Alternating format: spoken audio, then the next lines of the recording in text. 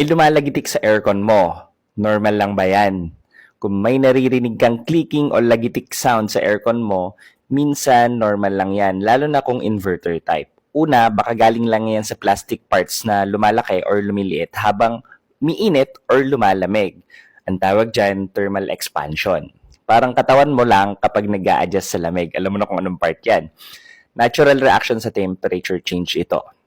So pangalawa, normal din ang clicking sound kapag nag-on or off ang relay o compressor.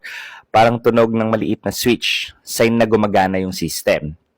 Pero kung tuloy-tuloy na lagitik, may kalansing o parang may nagsasayaw na tornilyo sa loob, baka loose screw, fan obstruction or electrical issue na yan. Rule of thumb, kapag may ikli at minsang lagitik lang, normal lang yan. Kapag malakas at paulit-ulit, kailangan mo nang ipacheck. Stay chill, hindi lahat ng tunog sign ng sira. So, minsan nag-a-adjust lang sa lamig ng aircon mo. Follow for more aircon tips para hindi ka na mapraning sa tunog ng aircon.